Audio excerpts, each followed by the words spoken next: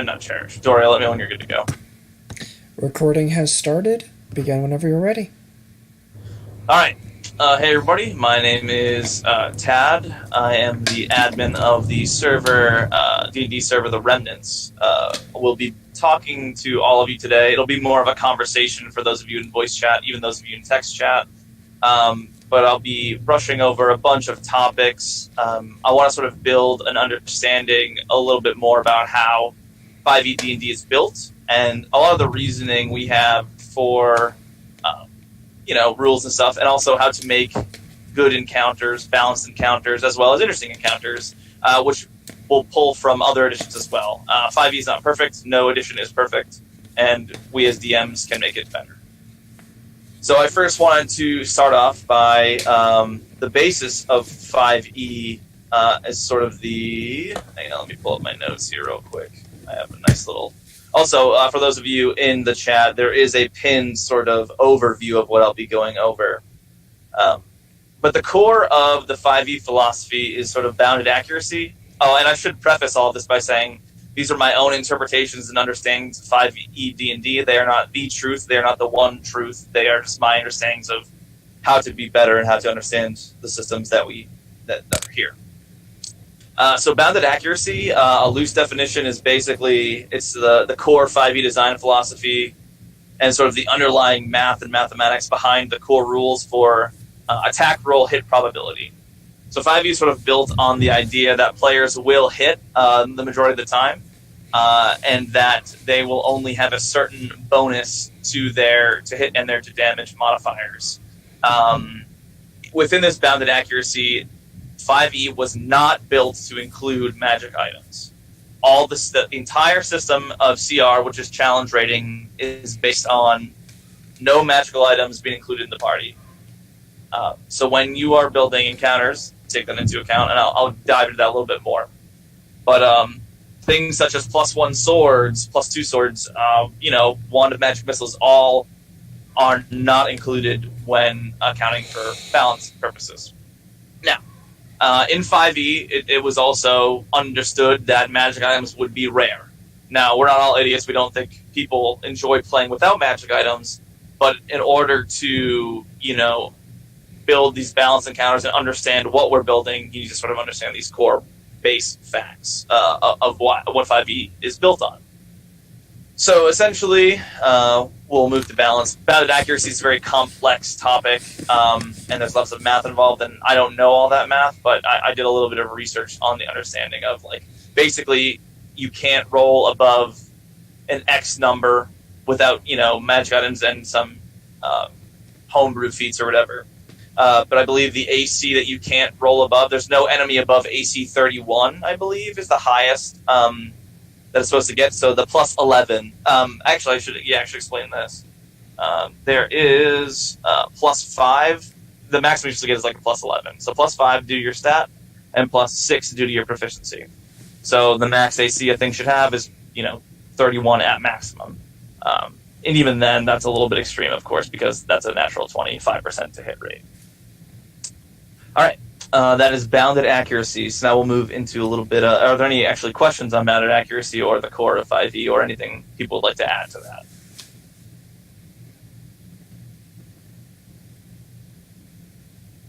All right, cool. So we'll drop up into the next one. Balance in general for and the sort of lack of magic items in 5e. So, as I mentioned before, 5e is based on no magical items in the CR system. So the CR system, as you all know, will start off with something like 0. 0 CR is pretty much no threat, or at least no real threat to anybody besides very weak people.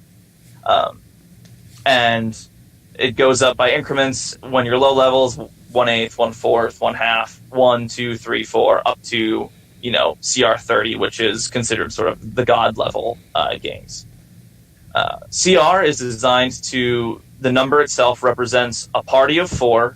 I believe Wizards, it considers an ideal party of 4 to be something along the lines of like a melee fighter, a wizard, cleric and some sort of ranged or off healer, like a ranger, something along those lines. And they believe that a party of 4 facing a beast or of a CR equal to their level, so say 4 level 1 characters facing a brown bear, which is a CR1, is a medium fight. Now, this obviously at level 1 is very difficult to see, because if a brown bear rolls very high initiative, it can take down potentially 2 characters in the first round, given it has 2 attacks. So at level 1, it's very hard to see this sort of balance in practice due to dice rolls being what they are, random. Part of the reason why we start the server at level 2 is because of that, so you don't just die outright. So a better example would be something like a Spine Devil, a CR2, facing 4 CR2 characters. When played correctly, the Spine Devil has some really cool spine attacks that are very good against pretty much anybody. They're just very good against it. However, a party of 4 versus a Spine Devil, despite it having resistance to magical, non-magical effects, will die pretty quickly. It's only a medium encounter. So I guess to put it on epic tier levels, when you're facing, when you have a CR20 versus 4 level 20s with no magic items, that's just a medium encounter. That's like easy peasy. Very few resources will be used, most likely, besides HP pools essentially. And that is the basics of balancing at least the CR system. Now, I bring up at this point, magic items send this way out of whack. So a +1 sword even, that's an additional +1 to hit, an additional +1 to damage. I like to compare it to, and it's not entirely the same, as almost a 4 level increase in your basic damage and to hit ratio, because that's when you get an ASI, or a proficiency bonus would be around 4 levels or so. So essentially, if you get a +1 sword at level, we'll say 3, you're offensively as strong as a level 5, like a level, I don't know, a higher level character that either got an ASI or proficiency bonus above you. And I should note that proficiency bonuses don't go into damage, so it's actually more like an ASI. Yeah. And that's why magical items have such a dramatic effect on the game, and why, specifically on this server, things are pretty out of whack balance-wise, or pretty difficult to balance because of the inundation of magical items. Where everybody has the +3s, and, well, not everybody has the +3s, but everybody has some sort of magical item and an unexpected effect for DMs to deal with. This also brings up the fact that players have limited resources. When 5e is designed on the premise that you'll have an adventuring day, sort of very many encounters, not all of them that can be social encounters, some just traps or some sort of puzzle, but an adventuring day, I believe it's 6 to 8 encounters is a normal adventuring day.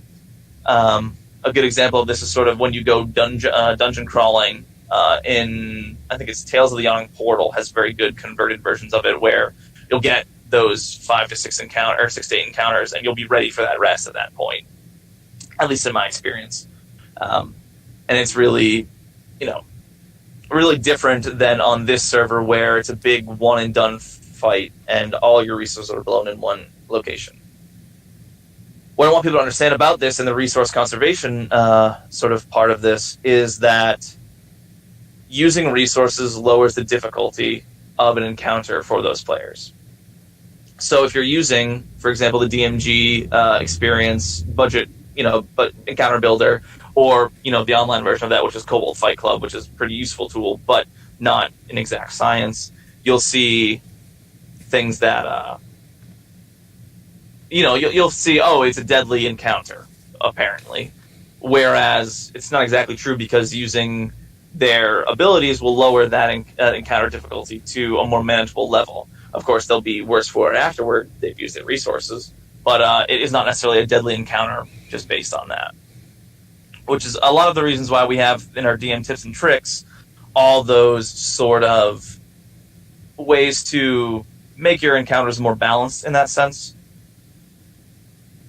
All right. And that is magical items and resources. Obviously, resources matter a lot more. Actually, I should say here, resources matter a lot more for wizards, spellcasters, those who don't get them back on a short rest, whereas fighters and the such get resources back on a short rest, and they're therefore more consistent over time.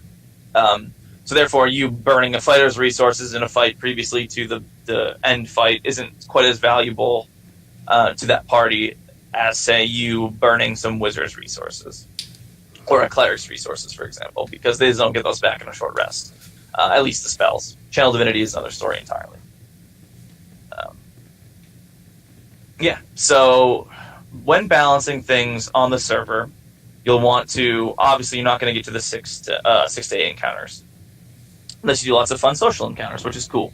But you're not going to get a lot of resource usage in the encounter. So when building your one big encounter for your 3-hour session, you're going to need to account for the fact that the party will likely have almost all of their resources. And in them having all their resources, it will be an easier fight than you anticipate, especially because you can't predict what they'll do with those resources at all the time.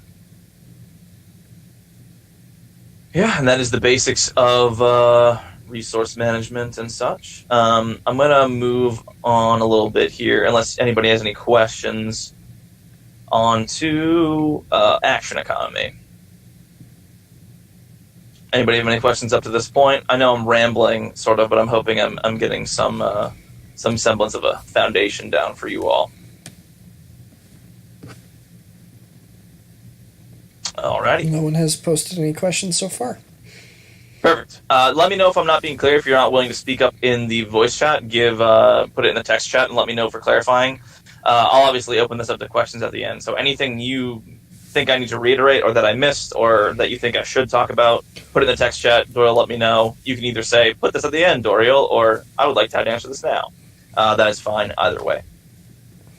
So action economy. A lot of the reason we've had, I think, not necessarily issues, but sort of tilted eyebrows at times with sort of large amounts of EXP being dropped on parties and sort of the acceleration of the game in general is DMs using one big fuck-off creature and them having no minions to support them.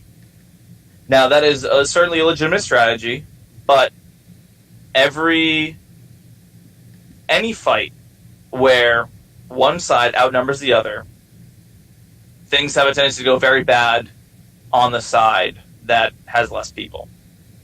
So, for example, whenever you have a solo creature, it only has however many actions it gets. That's it. Meanwhile, you have a party of 4 or 5 for a normal adventure group, and they all get their action. And that means there's 5 or more chances for that party to deal damage, to have detriments onto the other one character. And that if they disable that one character, the fight's over. That's it. If they get rid of that one person, that's it. Therefore, we end up with large bags of hit points that only do, sometimes these bags of hit points will have multi-attack times 4, which is cool, or some very good breath weapons. However, if those things that those creatures do don't affect multiple people, it's nearly useless in that that one beast has to disable 4 people, whereas these 4 people only have to disable 1 beast.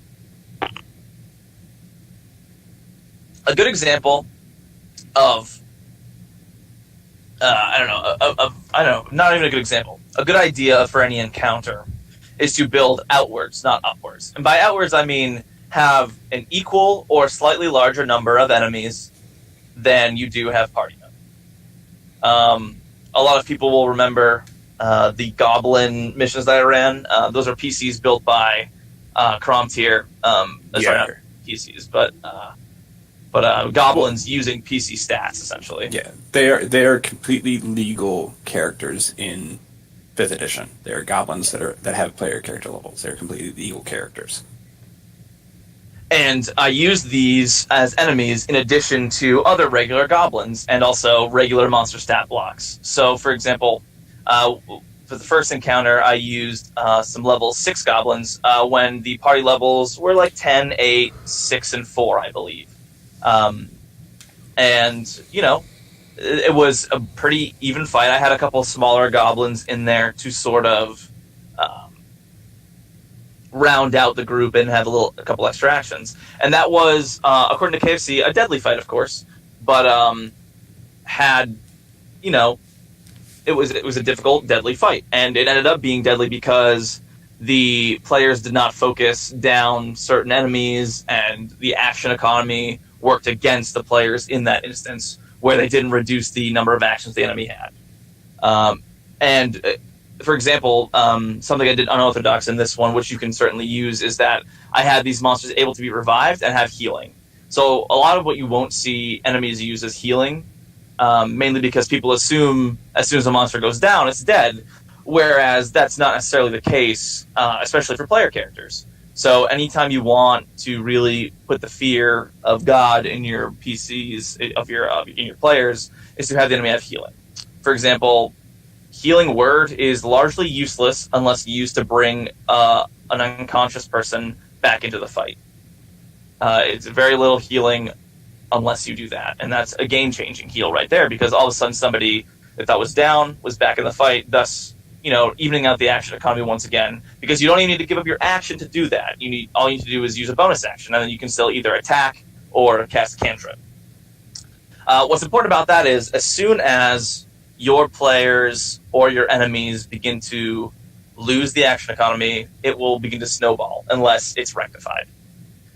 In this specific case, the players did not reduce the number of actions the enemy had, and did not, and got very unlucky also with rolls. But they did not reduce the enemy's action economy, and therefore they were overwhelmed and had to run away. And players were captured or, killed. And it was about I think it was like a 4v5 maybe, with those couple goblins. But I'm rambling about my own encounter when I should be telling you about action economy. Essentially, when one side has more actions, it's more powerful than the other side, because there's more chances to do things and more chances to do detriments and such. A way to reduce this, obviously, is crowd control effects, where hold person is a very strong crowd control effect, where you put action economy hugely in your favor. Of course, it relies on saving throws to fail and such.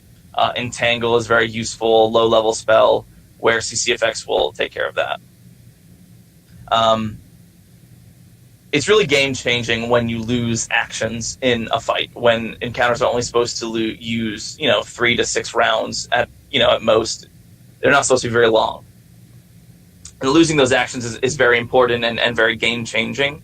And so I encourage you to go outwards rather than upwards. So rather than one tall dude, more tiny dudes, and maybe, obviously make them tough, but they should be usually, I like to build slightly weaker than the party, but slightly more of them.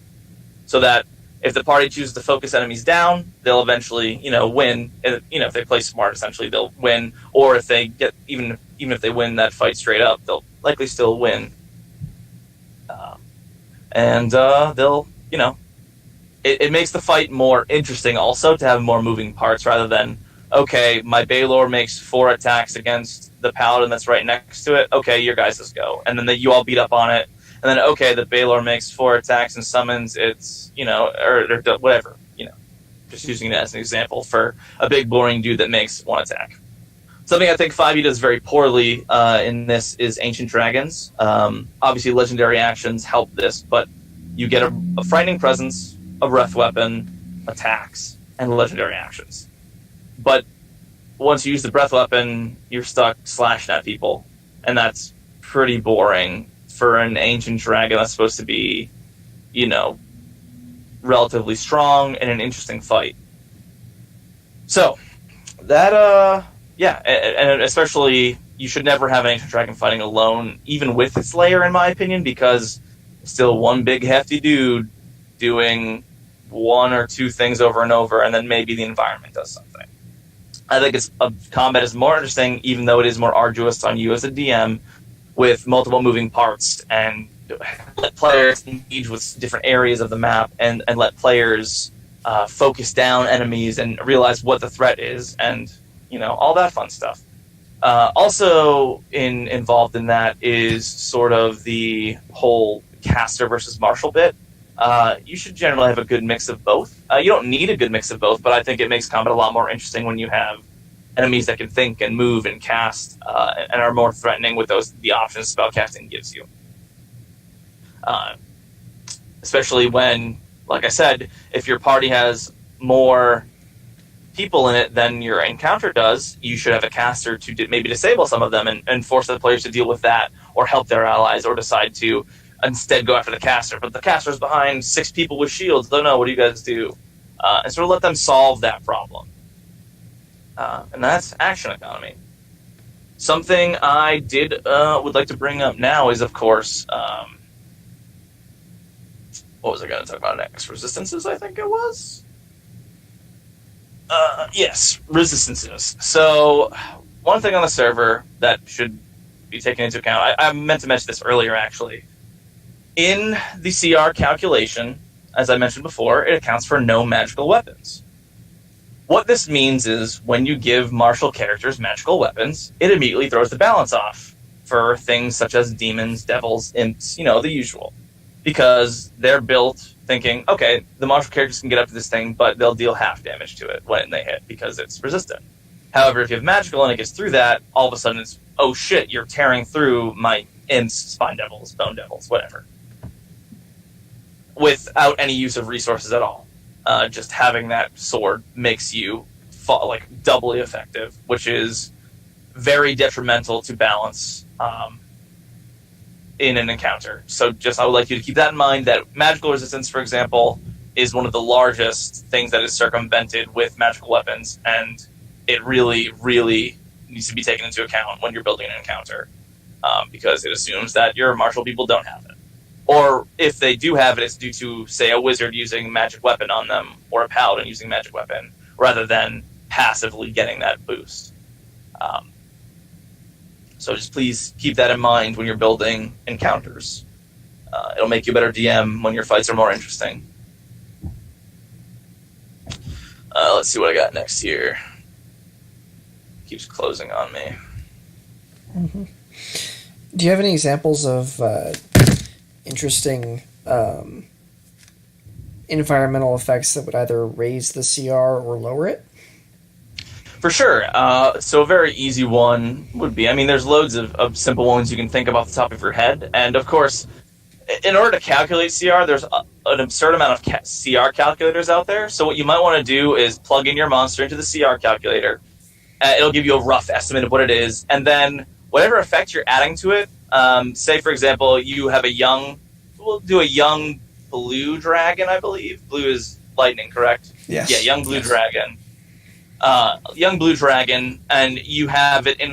You made up a lair for this little boy because you're doing low level PCs. You want to have a fun encounter, so you have a blue dragon in its lair, and you have, let's say, the effect of a call lightning spell every initiative 20. We'll call it. So at the start of every round, call lightning will strike down and aid the blue dragon, and what this will do is it'll do a certain amount of damage per turn, which you can then enter into the CR calculator, which I believe it's 3 rounds you have to calculate for average damage. And you can assume that that'll raise the CR of the beast, per se, quote unquote, just to give you an example of what more EXP you would grant in that instance. It may raise the offensive CR a little bit or something like that. What that also does is it substitutes for having additional monsters in the fight because it's guaranteed damage per turn. However, what it doesn't do is it still makes the focus only on one thing. So, for example, if we're using our blue blue young dragon inside of its quote-unquote lair, I would probably add maybe some blue-flavored kobolds that serve it, or believe it to be, just subservient to it, or perhaps dragon cultists who are subservient to it, just so there's something else going on in that room. Maybe the dragon cults are chanting and they're calling down this lightning each round as part of their chant. Even though they're not spellcasters, their worship to this thing allows it to happen. Something I've always heard people say, like the greats as we call them, like Matt Colville and such, always say that bad guys shouldn't play by player rules all the time. They shouldn't. They should be stronger, better, or play by different rules. because they don't need to be beholden to player balance, they're beholden to you, not player balance. Yeah. So another example that comes just from straight lore for D&D is the fighting between devils and demons. Demons, as an innate racial trait, are resistant to fire. Devils are immune to it. And so, as a result, the first level of the Nine Hells, where most of the fighting between the two takes place, is almost constantly on fire. And for the devils, this is perfectly fine because they're immune to the fire. And the demons take just a little bit of extra damage. So even though their numbers are greater, the environment itself is slowly whittling down those numbers. So a devil that is fighting the player characters may also be fighting them in a room that's just on fire, or there's some kind of fire element attached to that fight. Very good example, yeah. That'll go a lot into designing either encounters or giving monsters extra abilities. But yeah, that is what was that? That was magic weapons, I think, resistances and stuff. I think that's what we were on. The next one is class interaction with encounters. Something you should consider when building encounters for your party is what the hell your party is. If you have all martial fighters with no magical weapons and you put them up against something that is entirely immune to non-magical damage, your party is dead unless you give them some way to deal damage. However, on the opposite side, if you give a party of all casters and all of a sudden you have barbarians up in their face with high wisdom or whatever and they resist their spells, they're going to get slashed to bits. Obviously, extreme examples on both ends. However, you need to also take into account what classes your players are. Clerics, paladins, very good against fiends, the undead. That's what they're designed to do. Specifically, clerics have a turn undead, which can really destroy an encounter if you rely on low-level mooks and sort of build outwards, like I asked you, like I recommended. If you build out on a low-level undead encounter and a cleric turns all of them, it really changes the fight because it makes all of your monsters fire with disadvantage and try and run away from it and things like that. And it's very difficult. I'll also compare it to something you should be aware of is I believe Vengeance Paladins have Conquering Presence. I've been dealing with this very, very much in my Curse of Strahd Adventure League that I play. One of my players is constantly scaring everything I throw at them and giving them disadvantage on their, everything, really, because they can't move closer and they can't, get unafraid very easily without the saving throw. It really changes the encounter. You need to make sure you know what abilities you have in the party. It's especially important because Radiant Damage will kill zombies and will not activate their Undead Fortitude. And yeah, Turn Undead is a very powerful ability. Additionally, there are surprisingly little fiends and undead that are vulnerable to radiant damage, but things like that will stop regen in vampires and things like that. So they're very either essential, or you need to just account for them. Sorry, you need to account for the enemy's abilities and whether your party will disable them completely and make it an easy fight. Which, again, if this happens, it's fine, but just be ready for it. There's nothing wrong with it being an easy fight because you brought a paladin. You did the smart thing. You brought a paladin and a cleric into the undead cemetery. That's great. They should have done that. If they didn't bring a cleric or paladin, that's almost a dumb thing to do, or maybe somebody wasn't online. But you understand my meaning, whereas they should do as their class designs, and they should be good at that. Tougher ones are obviously bards and such, because you can't exactly... Not everything's a social challenge where bards and rogues, or rather an ability challenge where bards and rogues can shine, where their passive abilities do a lot of that stuff. But yeah, that is, make sure you know your classes. That goes hand in hand with the resistances and magic items and such. Know your players as much as you can. On server, it's very tough. You'll have to sort of ask beforehand before you make your encounter or adjust your encounter on the fly. But hopefully Norik will make that easier for us with the rendition of Bissell 2.0 once he returns from Japan. Yeah. And as a side note to that, a good practice is also to ask for subclasses or builds.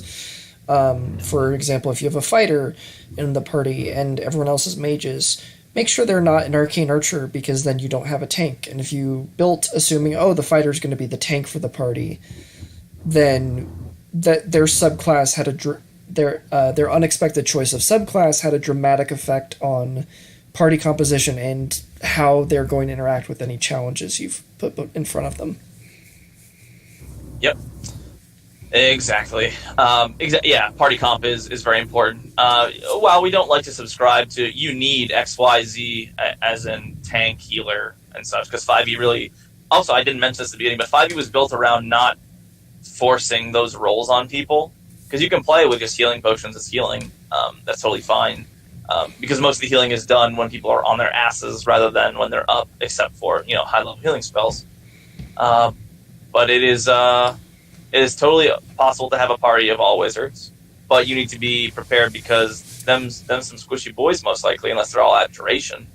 I don't have those shield spells ready to go. But, yeah. That is that portion of it. What else we got going on here? Let's see.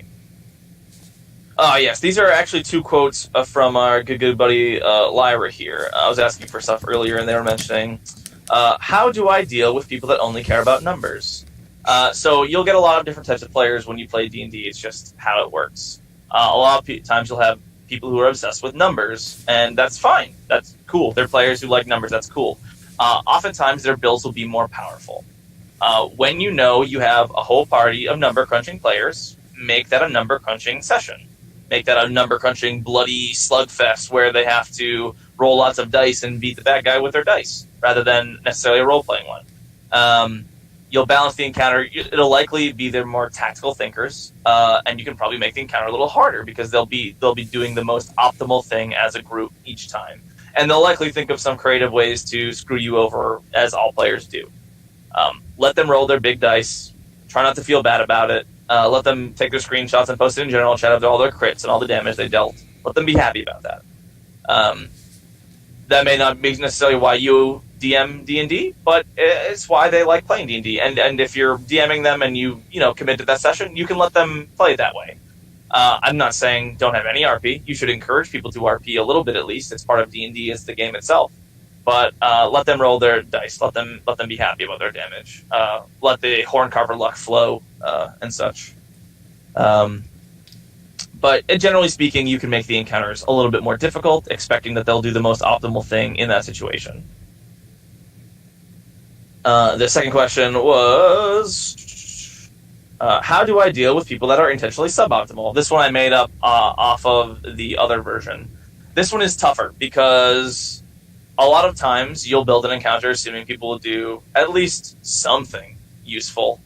And a good example of this is some of the more recent episodes of Critical Role, where I get very frustrated because things could have been avoided if players did certain things differently.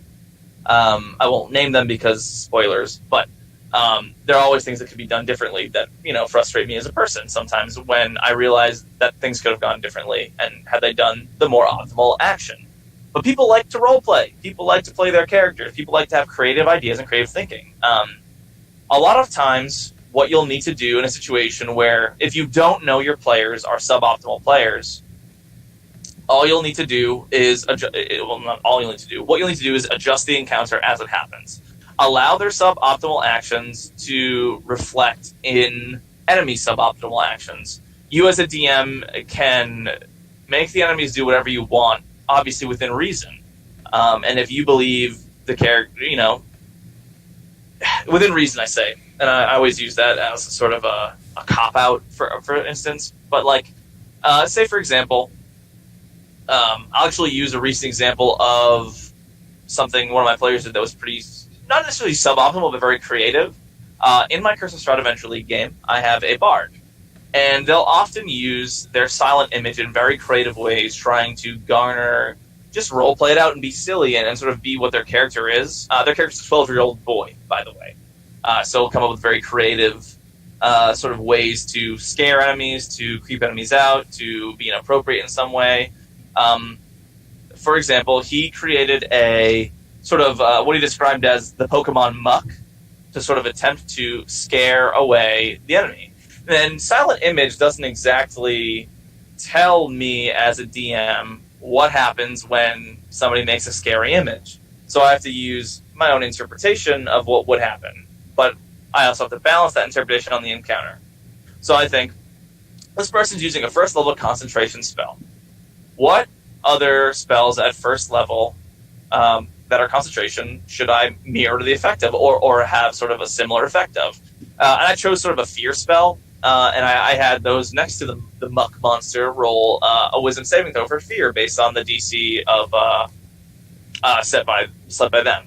And now this obviously wasn't as good as the fear spell because the fear is very potent, but it would last a round, and then he could choose to do something different with his silent image next round or something like that. Whereas they'd have to repeat the save to be frightened again. Or what he did was actually something more creative, and he created a illusory wall so that the frail old man caster that they have would be in what seemed to the enemy full cover and eaten by this monster, and just really confused the hell out of the enemies they were fighting.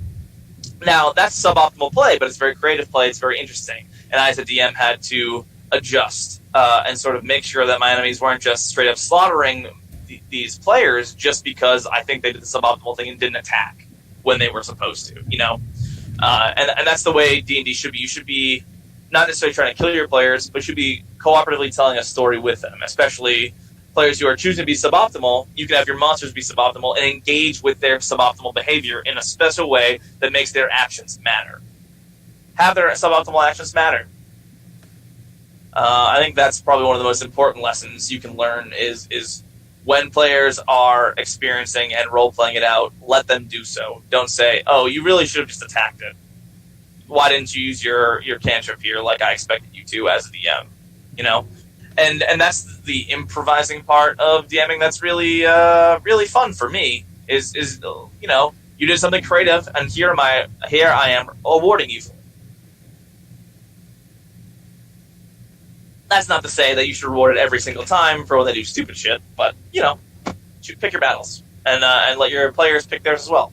Don't encourage shitty behavior, but encourage some fun role-playing. Alright. I think we're flowing pretty good. Does anybody have any questions up to this point?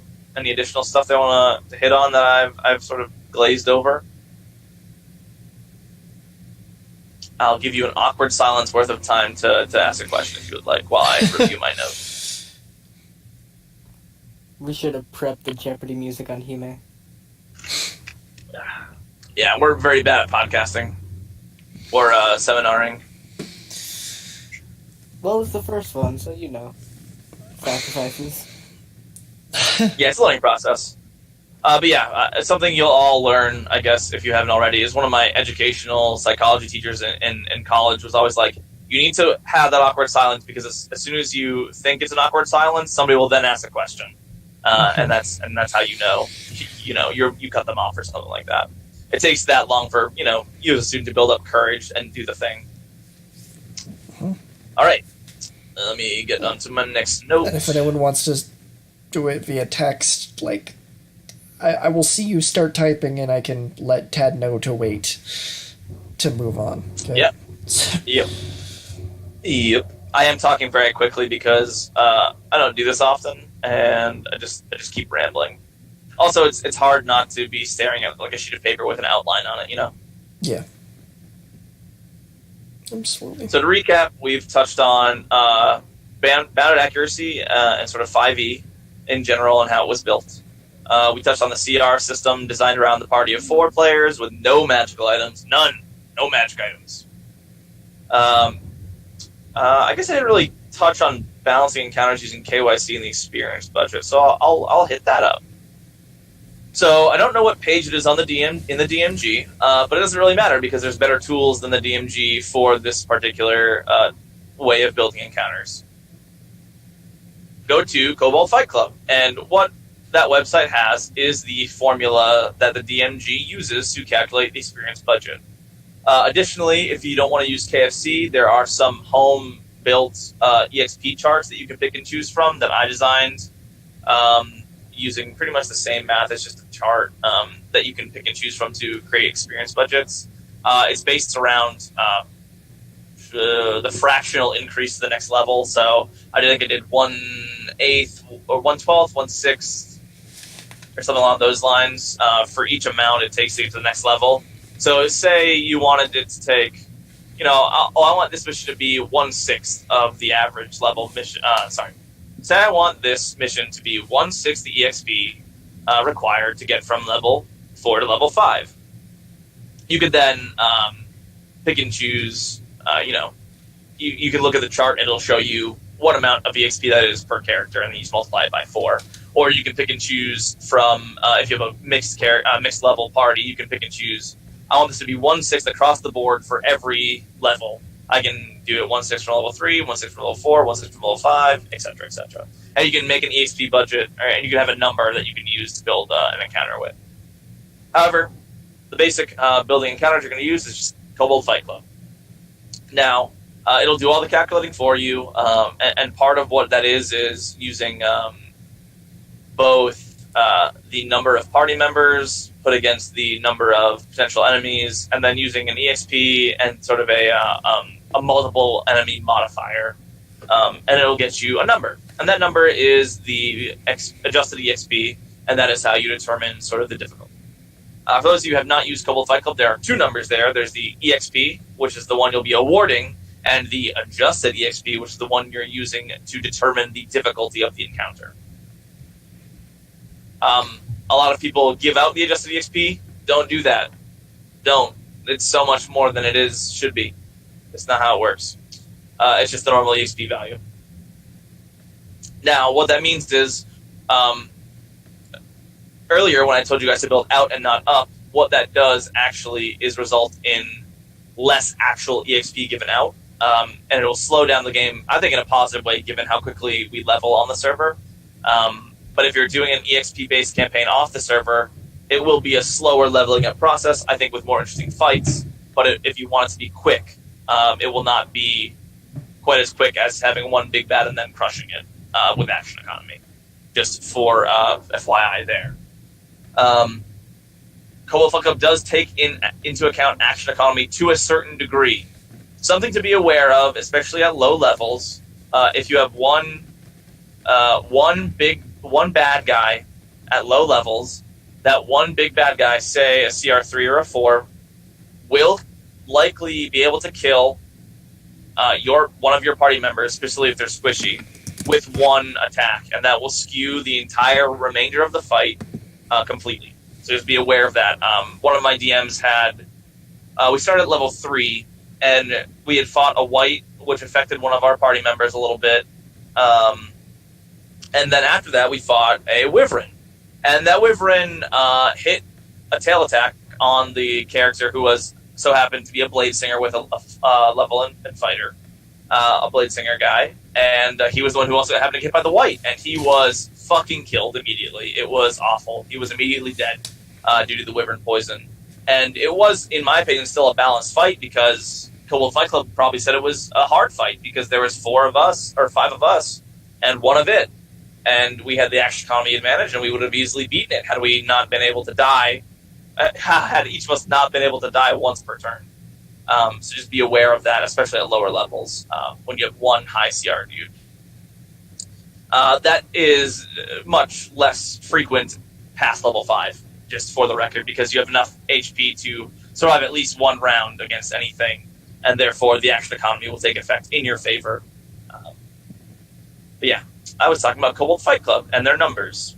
Their numbers are, again, a good baseline, but deadly does not mean deadly necessarily, especially with, again, magical items, which are not taken into account when using that version of planning. You can always assume that if your party has magical items, they will be stronger than if they did not. And the indication that in Kobold Fight Club that says deadly probably doesn't mean deadly, at least not nearly as deadly as you think it might.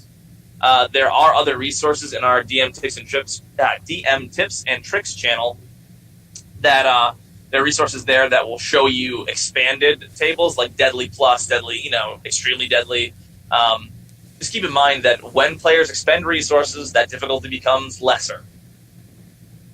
One of my DM struggles, not me personally that I struggle with, but one of the DMs who I play with struggles with, is understanding that my Nesnar staff from and our Gauntlets of Overpower make our party extremely strong, because I can cast Web 5 times a day. That's like a 5 level 2 spell slot that I have extra that I can use and expend resources and make our lives easier.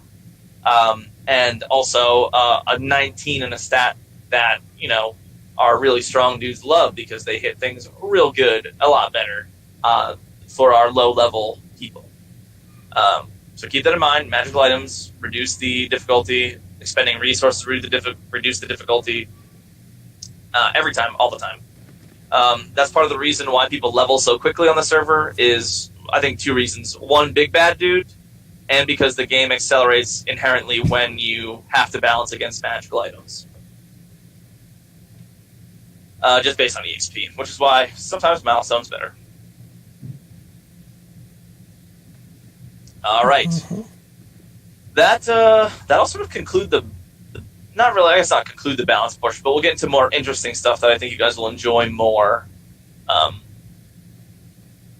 we'll get into sort of how to improvise and some ideas that I can gift to you and that you can then gift to your DMs and your players, and just increase the fun and the sort of, I think combat in 5e is relatively dry at times, and we can spice it up a little bit. Let me know if there are any questions before I start, so I can have a little sip of water here, a little sippy sip.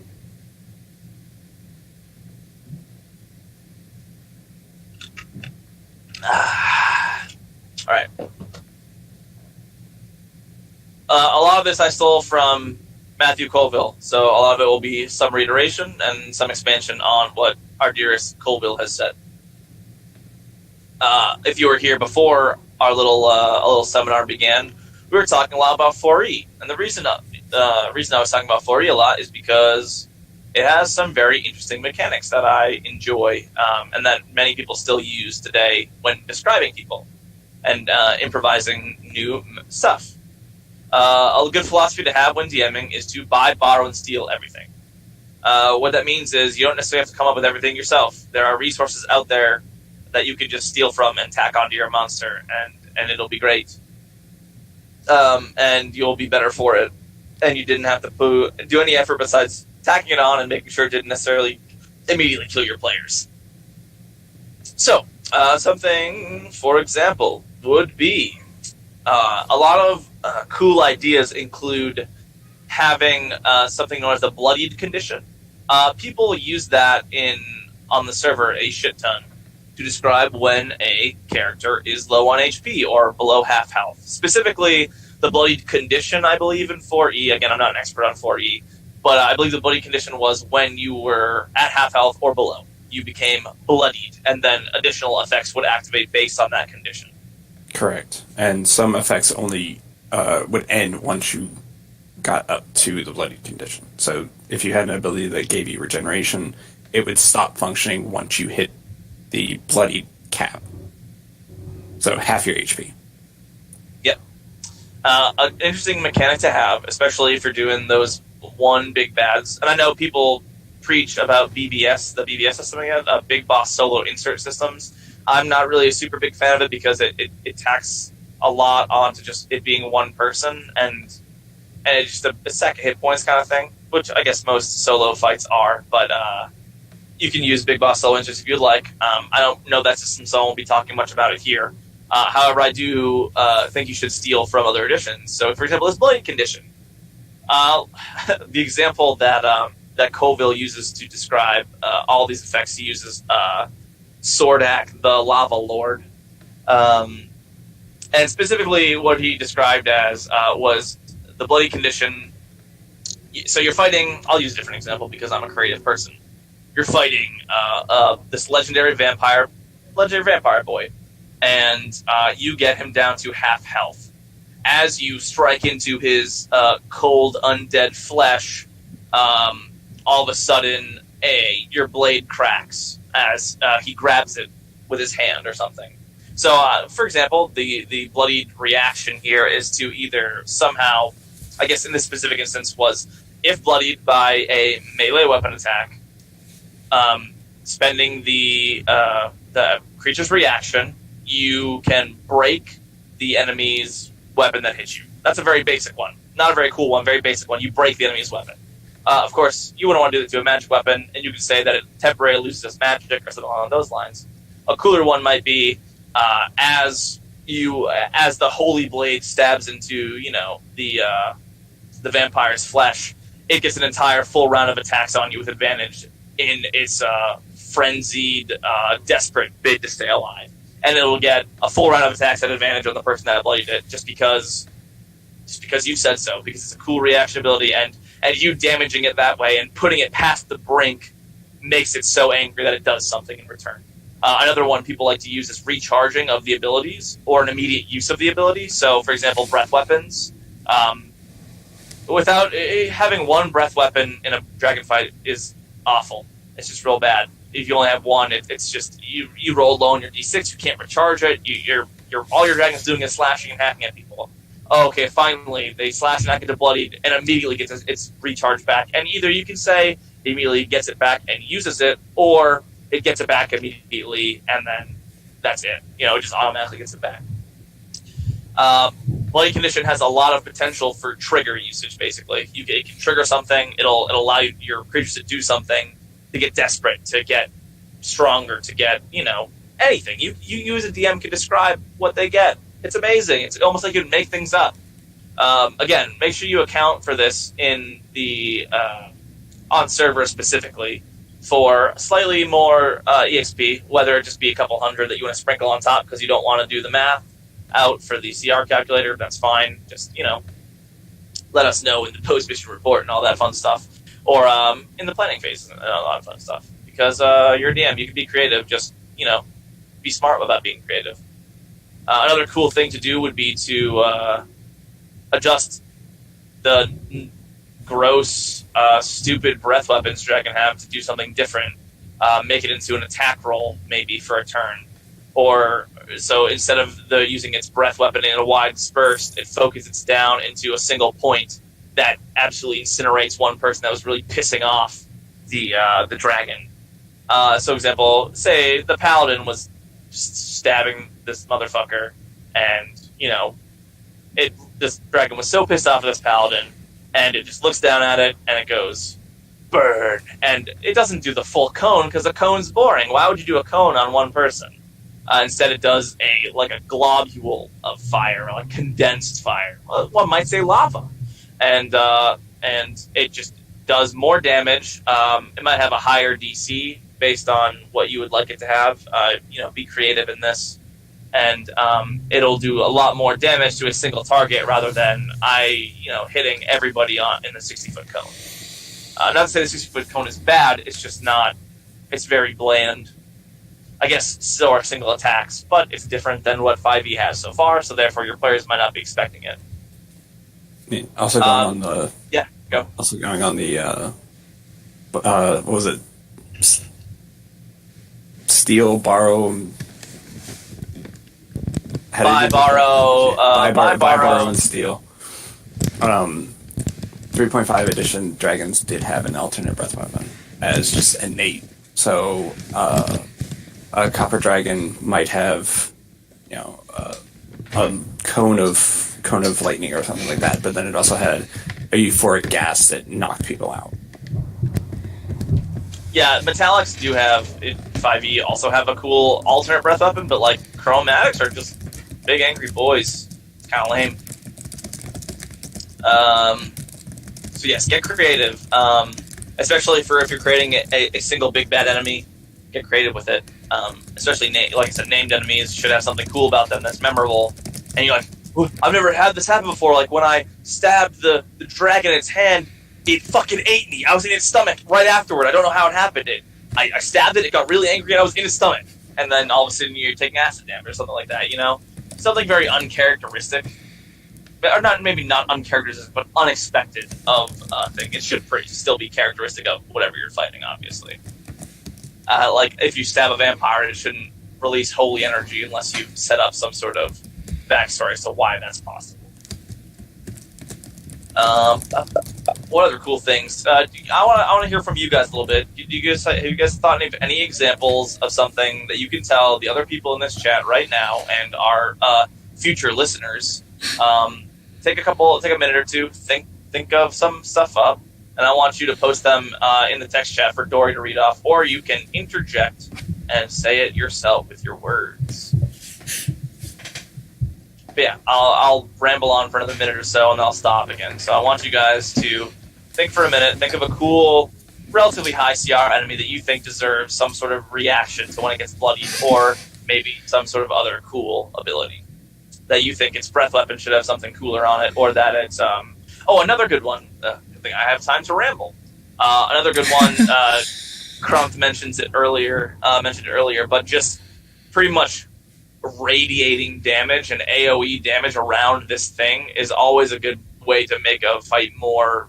It's a pretty simple thing, but it makes the fight feel more difficult. It's not like an example of I think is ghouls that have a stink cloud or something that makes you save. Except this one's just, it's so hot, you're just taking 5 damage. Mm-hmm. Another cool thing for your individual enemies that Colville mentioned was having your special bad guy, this is not your rudimentary, ancient dragon, strip resistances away. So you may have prepped a fire potion, potion of fire resistance, and you chug it, and you're like, we're good, we're fine. And then all of a sudden, you fail to save. In addition to being damaged, after that fact, all your fire resistance is stripped away, because I think the Colville used a specific phrase. He said, "Your mortal magics cannot stop my flames," or something along those lines, where it makes sense that this thing will be able to strip your puny little potion of fire resistance away. I personally would grant the fire resistance for that turn and allow them to half the damage, but then from then on, they'd be taking the full damage from that effect. The mechanic I have used before is if they are going to negate resistance or an immunity, that attack will deal no damage. It takes... and feel free to use Tad's method, my method, your own. It's just the one I have used before as an example of another way of doing it. Because it's too busy.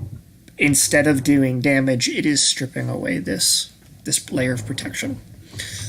And it gives a good, cool cinematic moment of like a knight whose armor is all melted away, but they're still alive, right? Super cool. An example that Corvin gave is the Tarask having a reaction when there. Lancer is giving the example of, for modifying breath, the lightning breath of, say, a blue dragon, you could focus the lightning out at DC for a save against paralysis, like a sort of system shock or stun. Big old taser. Yep. For a type of reaction that I personally was thinking of is the sort of elemental lords. For, say, the elemental lord of air. Once they're bloodied, the air currents around them become muddied and kind of their wind current's strong enough to begin shifting people about. So every time you move, you roll a percentile die, and anything above, say, 66% or something, you move in a random direction instead of where you wanted to go. So it has like a 30% chance of doing that, but it makes movement interesting. It adds an environmental ongoing effect for the fight. Yeah, movement's very important, and definitely not used quite as much. Difficult terrain is huge. You never realize it until you're trying to sprint across, spike growth or entangle or the usual.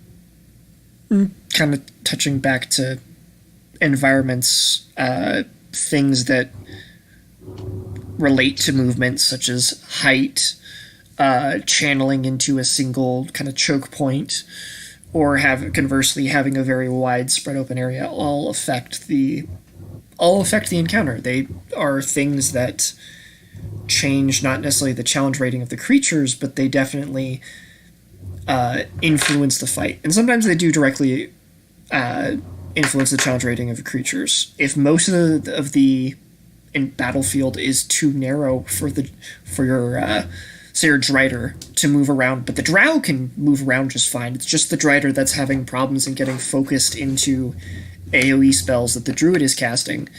The Drider has been severely impacted by the environment, but the Drow aren't, and the player characters aren't. And you can account for that in your balance, baby. Yep, and in encounter design. So Punseeker just mentioned Chain Devil and down to half health, explodes into wreathing chains, wrap around anything within X feet. Yeah, and then either make a save, or you can even auto succeed if you want to be a real DM, a real best DM. You are just restrained. It's that kind of thing. It's sort of like being hit by something and then being auto restrained. It's like, whoa, shit. Yeah, or it could be, hey, the person who bloodied you is automatically restrained. Everyone else gets to make a save. Yeah, something along those lines. Yeah, they can be creative. Yep, and Punseeker did describe having a contested acrobatics or athletics check, so essentially a grapple check. Yeah, just a free grapple. Yep. A themed free grapple. Ooh. Yeah. Something I definitely forgot to mention earlier, and now that we're on adjusting actions, is there any more adjusting actions? Does anybody else wanna hop in here? Give us a little taste of their creativity.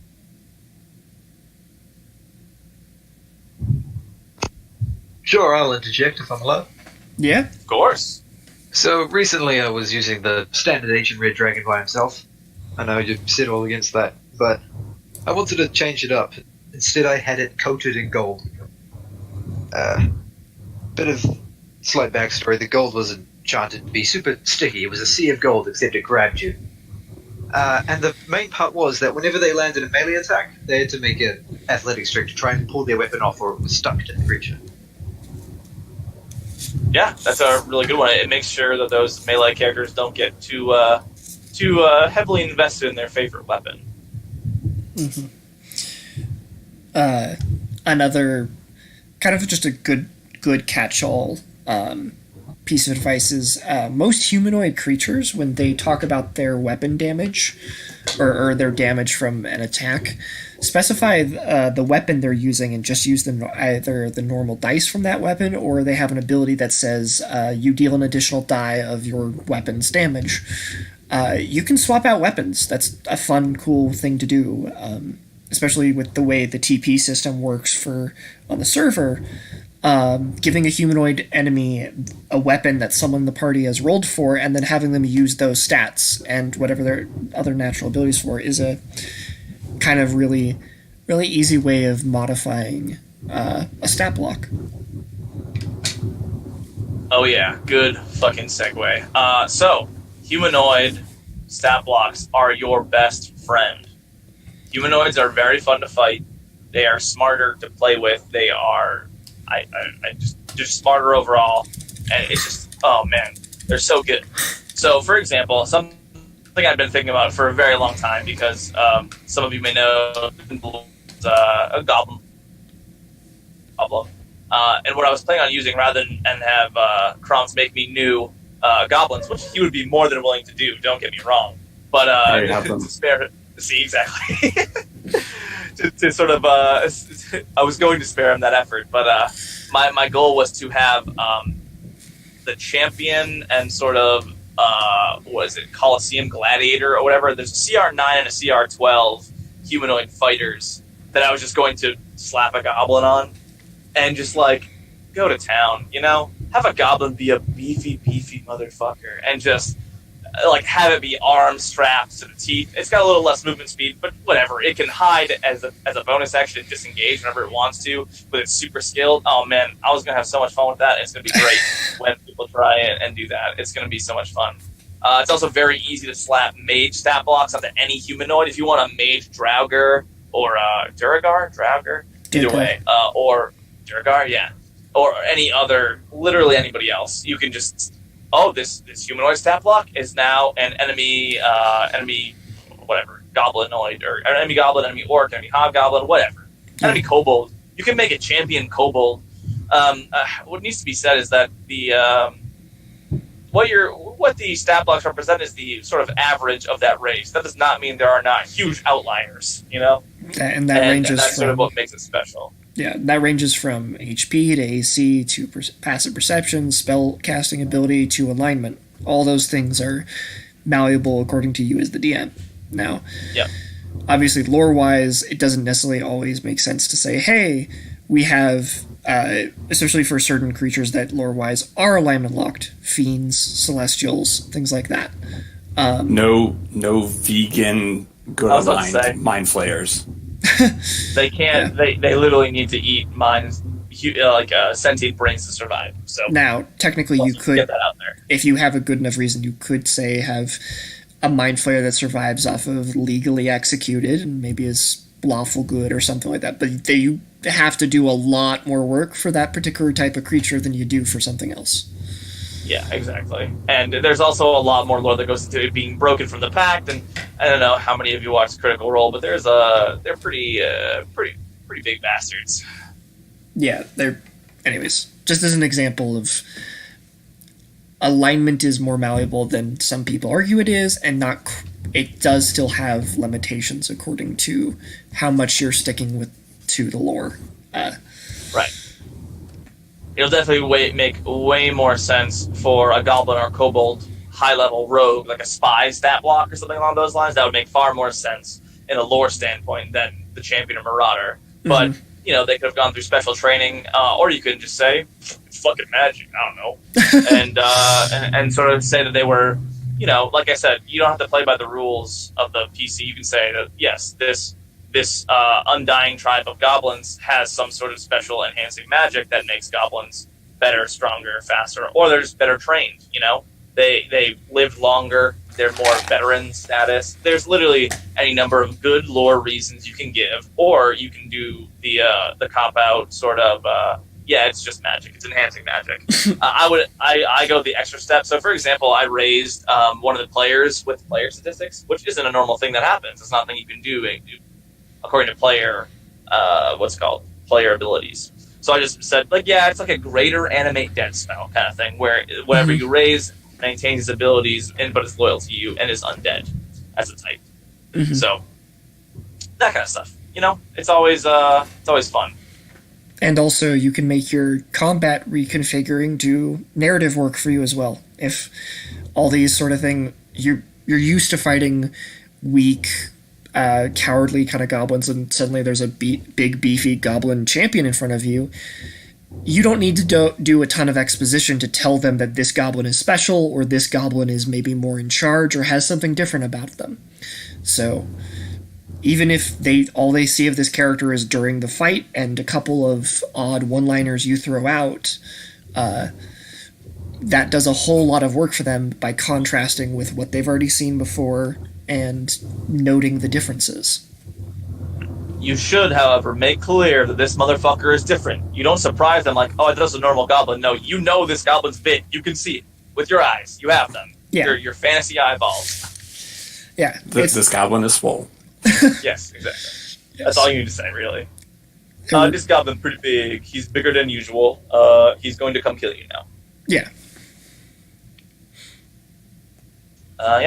Humanoid stat blocks are your friend. It's just very easy to adapt.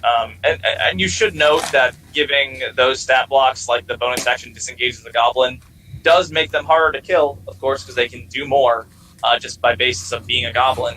But that, I just think that's an acceptable bonus thing to have done given the amount of magical items we have on the server. And I don't generally account it to CR, but if it's a substantial difference, you should do so. For example, if you're assuming the drow gets the additional poison on their attacks on top of the champion's stat blocks because they're drow, you should account for that. That is a pretty beefy increase in damage per turn, and you should account for it as such. Also, don't be afraid to you don't even do mix basic stat blocks, but you can do Again, don't get into like the lore of the lore-based caster classes and stuff, but say like a drow elite warrior, anybody can be an elite warrior in society. They can have poisoned arrows too, but just be aware that certain things are lore-based, and you should account for that when you swap them over. Yeah. Having a goblin elite warrior is totally fine. They're like CR5, I think. But just to say they have poisoned arrows, and they don't have a longbow, they have a short bow because they're goblins. Mm-hmm. Also, one thing that is really helpful for changing up combat is the including of templates. Mm-hmm. So elemental templates. Most humanoids can become a vampire. You can have a vampire bugbear, and that is completely different mechanically from a human vampire or an elf vampire. Specifically because, in this case, bugbears get very, very additional cool stuff on sneak attacks and stuff, so it'll play differently than, normal. Yeah. Yeah, those are all cool things. Does anyone have any questions?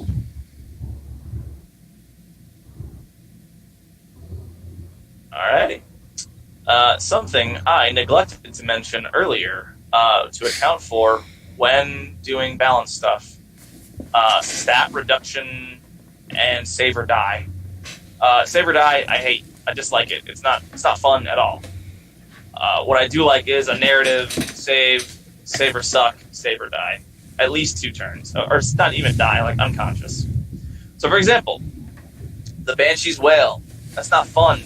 It's not fun for literally anyone. I mean, except maybe the DM if you need a narratively, you need to go sleep for a little bit and you yell at them and they do. I guess that's useful, but not fun. For example, a good adjustment to the Banshee's Wail, and I would say this lowers its CR for sure, is to have it wail, and then those allies who fail to save are stunned for a round and are either, they need to be saved by some sort of healing magic. You can say any healing magic will end the stunned effect and prevent them from making the save on the next turn, or maybe only Lesser Restoration does. But they are stunned. If you stun the entire party, obviously, then they... I'm approaching this similar to a Medusa save, any sort of petrification save, where you have 1 turn of some detriment, and then on the second turn, the bad thing happens to you. You could even stretch it out to 3 turns if you'd like, and make it more, I think, narratively intense, where your players are scrambling to either kill the thing or heal their allies. This also makes one of the cantrips in the game actually matter. It's a cantrip called Resistance, and it just adds a d4 to your saving throw, but that can be the difference between life and death, or life and unconsciousness for somebody, and it gives you the time to use it and to react to what's happening, rather than, oh, you didn't cast Resistance before the fight started because you didn't know what's happening? That sucks. You don't get your d4, and you'll never use this cantrip ever again because it's garbage. It's not garbage, but it's just very situational. So I would always have them say, save or stun for the first round. Maybe save or... I'd probably do save or restrained. No, save or stunned. Save or incapacitated. Save or unconscious. That sort of deal. Or save or stun, save or unconscious, and allow players to have a second saving throw, a second chance to get back in the fight. Or just, not fall unconscious on 1 dice roll. Fuck. Another thing I didn't mention earlier that I keep saying this over and over is the fact for stat reducing abilities. Best example of these are shadows. If you have shadows in a fight, they sap strength. Be aware of this. If you have multiple of them, if your wizard has very low strength, and most wizards do, and you attack it, and you attack them, and you don't even knock their HP down, but you roll, I think if you hit twice, you roll a d4 to reduce their strength by the d4. If they have 8 strength, and you hit it twice, and the dude's got still full HP, he's level 5, he's got nearly full HP, you barely touched him. However, you roll 2 d4s, and you roll 2 4s on that person is I believe physical stats is dead and mental stats is comatose. Something along those. In normal conditions, yes. If your strength or dex becomes 0, you become paralyzed. If your con becomes 0, you die. If your int, wisdom, or charisma becomes 0, you enter a coma. The shadow is specific in that if you hit 0 HP or 0 strength, you die. Correct. And you become a shadow. So you are also be aware of if you have NPCs in this fight that are dying to this creature for narrative effect. This is also something that is part of their mechanics. Snowball. Yeah. So, just an aside, one common misconception is that you do not physically become a shadow when you die to the shadows. Your shadow becomes a shadow. Yeah, your shadow physically detaches from your body, and you no longer cast one until the shadow that was your shadow is killed, and then it returns to you. So if you are revivified at the end of the fight, you no longer have a shadow. Mm-hmm. It's pretty cool. It's Peter Pan kind of shit. Yeah. And then your shadow actively seeks out to kill you. If you become back alive, yeah, exactly. It's pretty cool. And you know what we should do, guys? We should buff shadows. That's a pretty cool thing. Oh man. In 3.5, there was Shadow Lords, which were higher CR shadows. 3.5 sounds like my kind of monsters in that edition, you know. But yeah, I wanted to make sure we touched on that. Be aware of stat reducing effects, because bad things can happen if you're not careful. Or it's great because you reduce the paladin's strength by a lot and it makes them super weak and they now miss all the time. But just be aware of it. Something else I wanted to steal from the 4.5 from 4E. Something I think I don't necessarily think that we as DMs are experienced enough to go around using them all the time without thinking, but the idea of minions. I think we need to be careful with using them, but I do think it's a useful tool to have. Minions in 4E were 1 HP creatures that once they were hit, they died. Any kind of save that they make, they have essentially evasion, but for all spells. So if they save, they take no damage. But they're 1 HP people, and they're worth 1/10 the EXP that they're supposed to be worth. And they're basically just a way to flesh out an encounter and make your players feel powerful. That's really all they are. They're really good for making people feel good. Because even goblins can survive attacks if you roll low enough on damage, even at some high level stuff, because they have 7 HP. If you roll a 1 and you only have +5 damage, you didn't kill that goblin. So it feels kind of bad when you, as a level, I don't know, level 7, shoot a goblin and it doesn't die immediately. It feels bad. Unlikely, but bad. The one thing to remember, though, about minions and why they're a little bit harder to use is, while they do have the 1 HP, they are fully functional creatures of that type. So if you have a 1 HP 10th level fighter, it is still a 10th level fighter with all the abilities of a 10th level fighter. It just has a single HP. So they're really good for mass combat, but they are still very deadly creatures.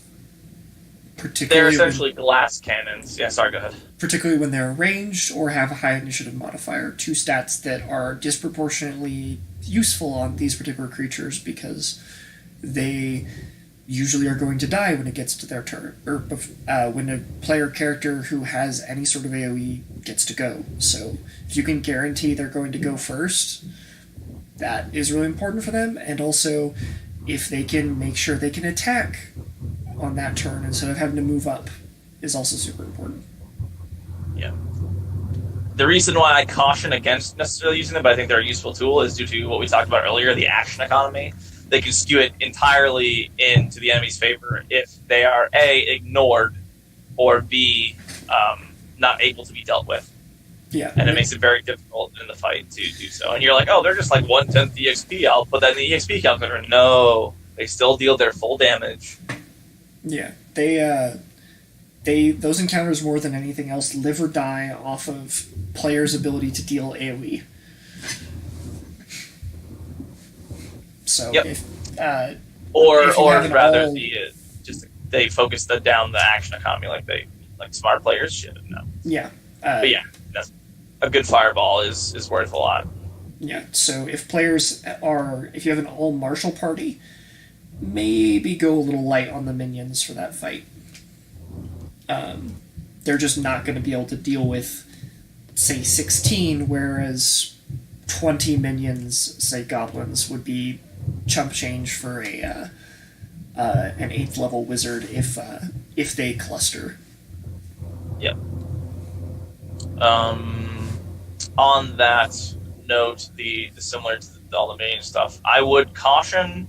I would not really caution again. I keep cautioning you, but I would be aware that probably like an 8 or 9, or maybe even a 7 difference in CR to level might be appropriate for a minion.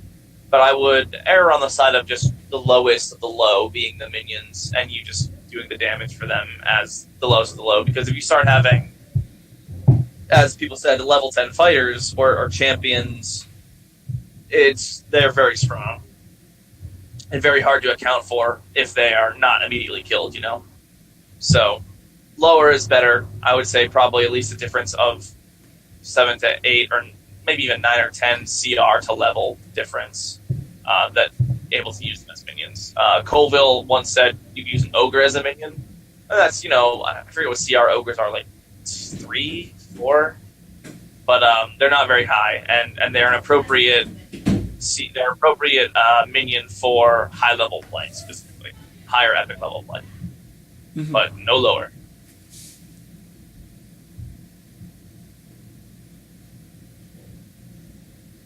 And something to keep in mind just with that, in addition to the combat element of that, what is the narrative statement you're telling players by making these characters one-shottable?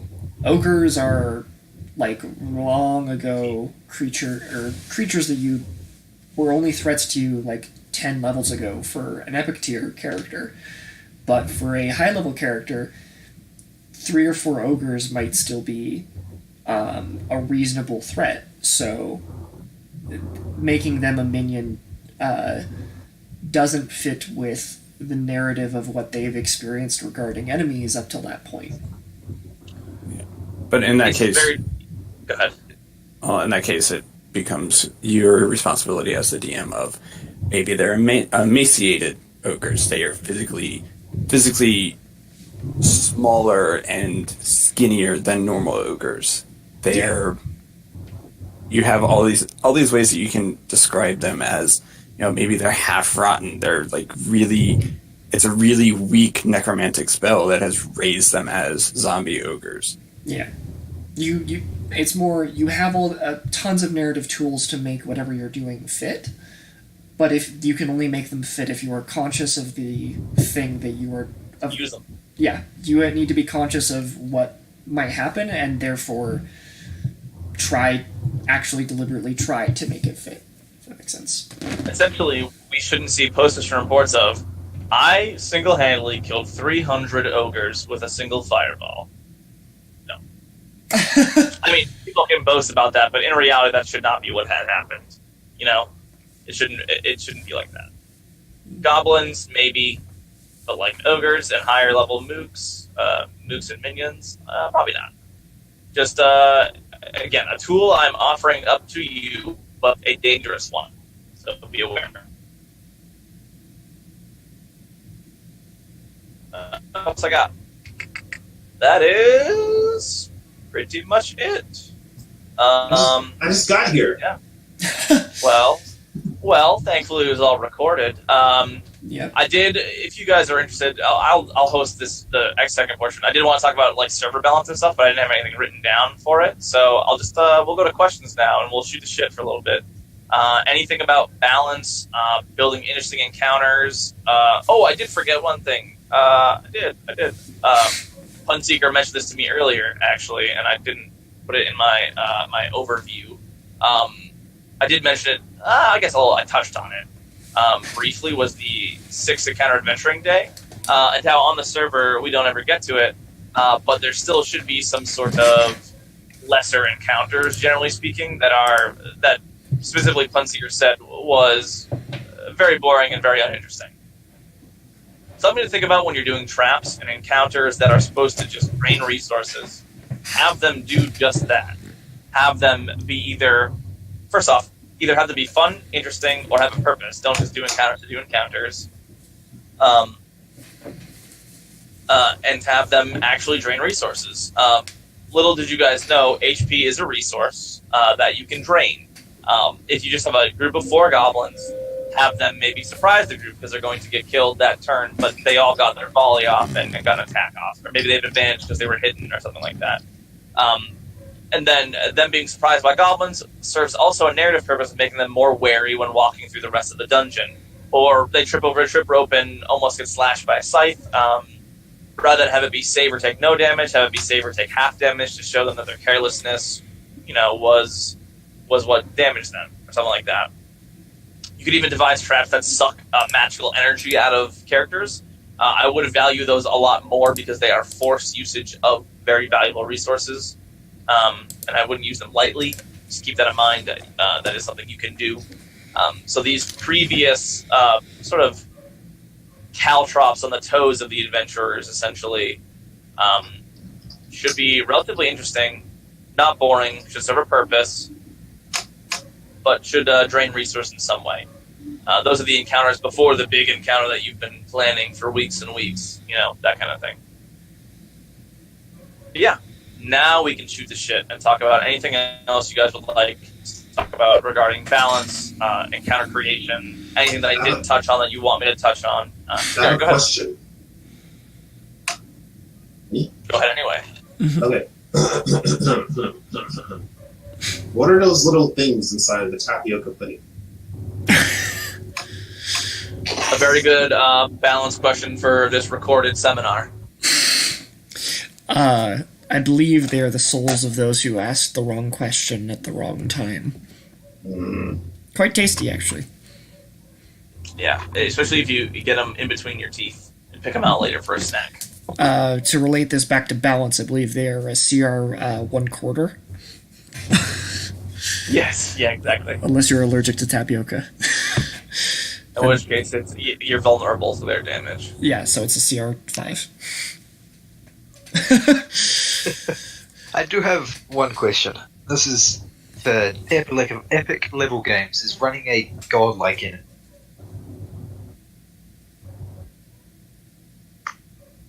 I believe you cut off. You said running a god. Yeah, running a godlike enemy. I don't know. My mic was weird. Oh. No, you're good.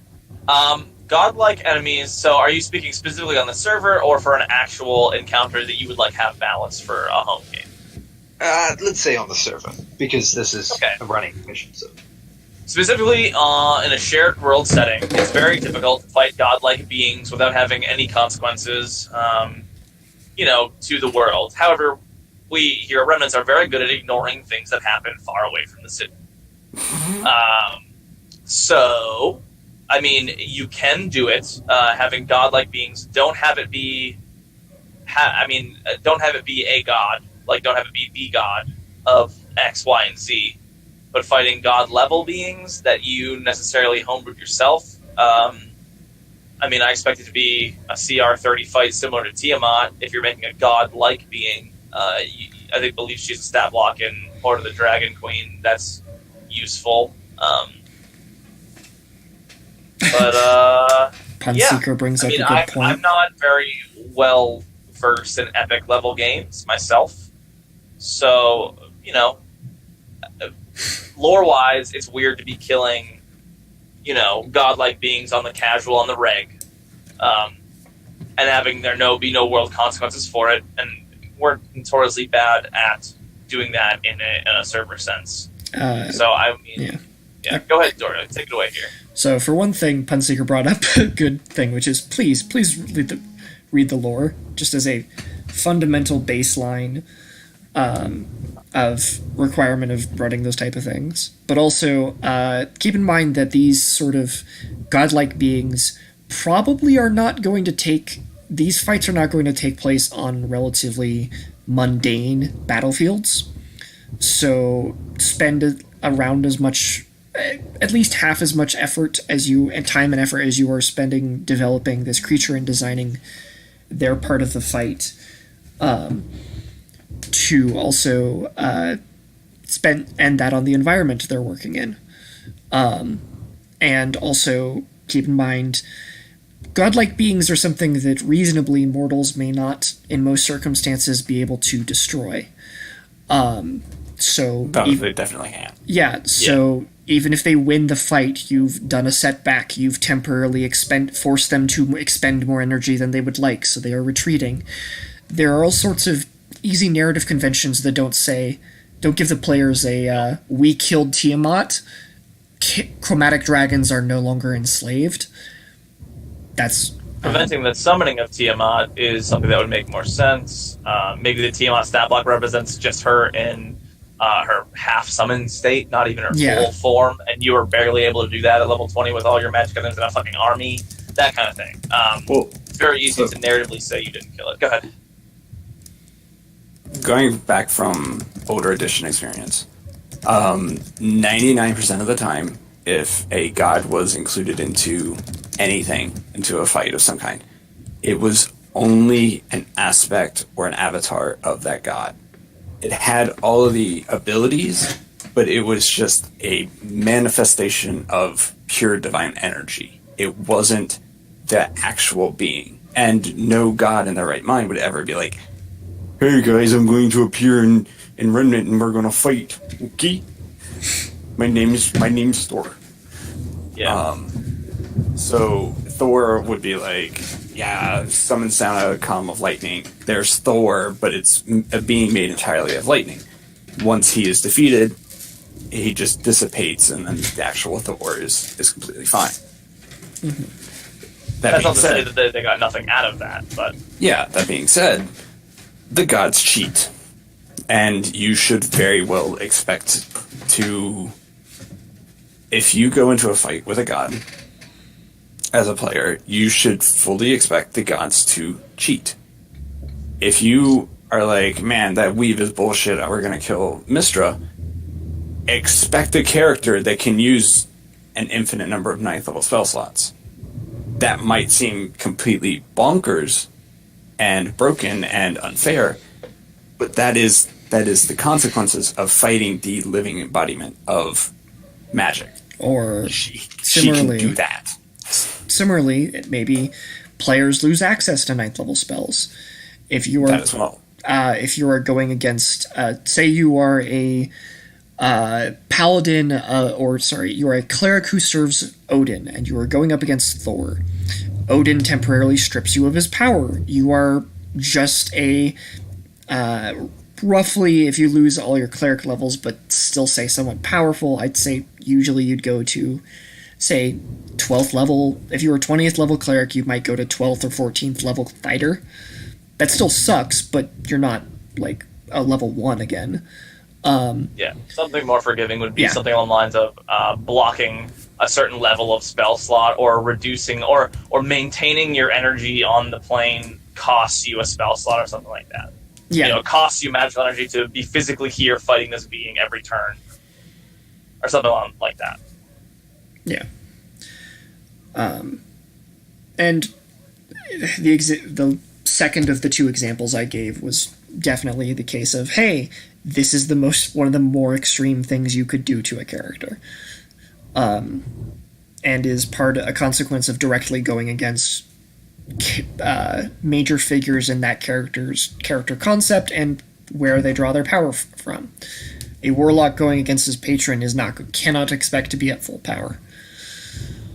That sort of thing. Yeah.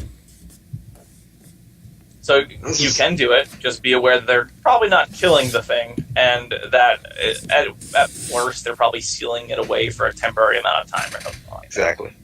Yeah. And that's why I'm homebrewing these things and not making them actual ones for the law. Yeah. I mean, there are plenty of random... I mean, I'm no lore expert comparatively to many people, but there's got to be loads of powerful beings that exist that you can, snag and make your own kind of thing.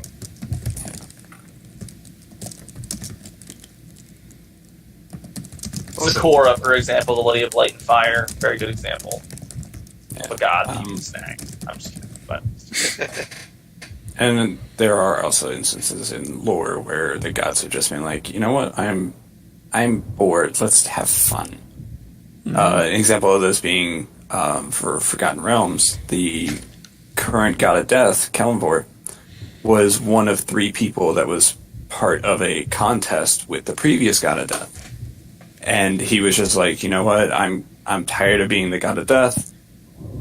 I'm gonna select the 3 people that I think are most fitting for this contest. You guys are gonna have a foot race.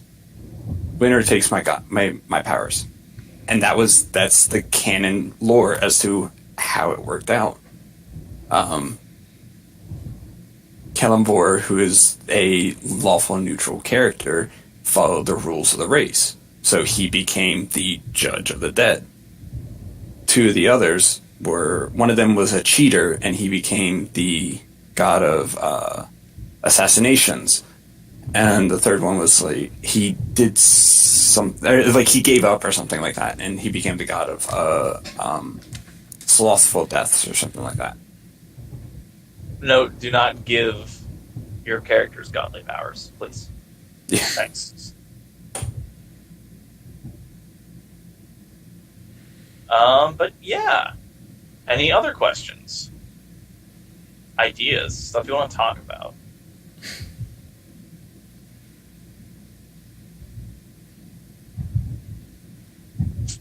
Alrighty.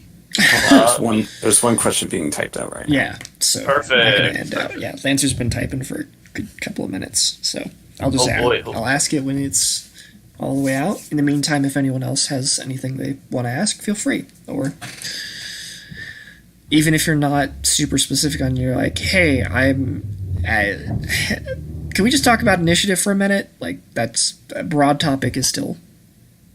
Oh yeah, there's some really cool stuff you can do with initiative, homebrew wise. Lots of cool stuff. I'm still a fan of Vampire the Masquerades. No. Yeah, it makes a lot of sense. I do have something that I want to say.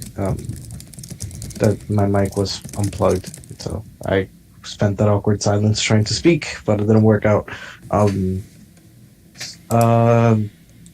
too long ago. Oh, wait, Jesus. Not too long ago, we had a fight where we had a mission. It was a really fun mission, and it did this really unique thing where once we were only halfway through, and we essentially found this kind of puzzle. And after the puzzle came a challenge from these 4 gargoyles. Those gargoyles were like elemental gargoyles, like something. It was really fun and different because all of them had different elements to them and did maybe different types of damage or buffed themselves in some way, shape, or form. And we weren't even halfway through, and it was an insane spending of resources into like that my character had to like just survive as best as he could. Spells were flying left and right, and it was just beautiful chaos. But it's stuff like that I would love to see more of just, it's not kind of like one alleyway and then a big room and that's it. Just something a little bit more fun. We did go through a couple traps along the way. One of them blew up in my face, and it was very beautiful. And it just was a whole lot of fun when it came down to just creative things that I haven't fought before, and I haven't, as a DM or as a player, haven't really gone through that experience. So that's all I really wanted to say. Basically, the gargoyle fight was just an example of a good, interesting balance encounter, or was it just like the puzzle beforehand, or the mixture of the both? What are you trying to emphasize? I'd say the mixture of the both, because the puzzle beforehand was what activated those gargoyles. You know, Okay. like we found it out, we got the answers, and then after that, these gargoyles were a good mixture of something old with something new. And it just, even with all of our magical items, it was still a challenging fight. And it was, to a degree, really hard. That's what I was trying to emphasize there. Sorry for not being too clear. No, difficult, different encounter. Fun times to be had by all. That's pretty much the whole reason about the seminar. Make your encounters interesting. Those gargoyles don't have to be regular gargoyles. Like we said, you can make it one of each element and each have their own cool breath weapon because gargoyles, I believe, are elementals by nature in general. So them having a little bit of extra elemental stuff wouldn't be too crazy.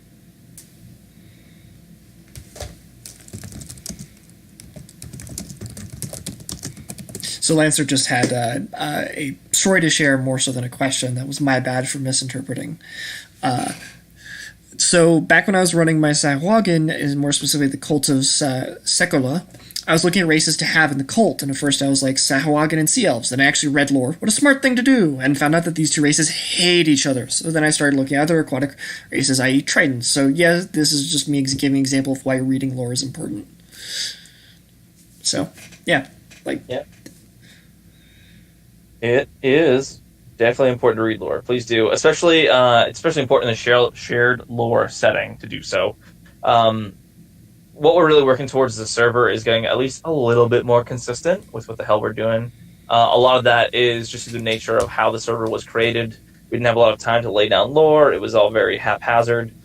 Mostly me and Norik's fault if you want to actually blame people, but there's a lot more going on then at the time than we had than we were able to deal with, and that sort of has lent itself over to now. And a lot of the DM freedom that we allow is very inconsistent. Something you guys as DM should strive to do in this shared world setting is just to begin to share stories, begin to integrate your stories into a more local sense, make the NPCs hear about it, and work together. I'd like to see personally less stories and more shared stories so that it's just more of a cohesive place. And I think the balanced encounters and more fun encounters will help players engage with those stories. Yeah, anything else, guys?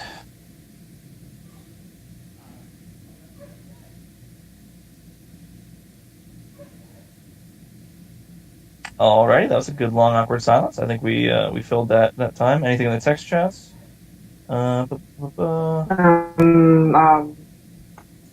Excuse me. Yeah, go for it, August. Go ahead.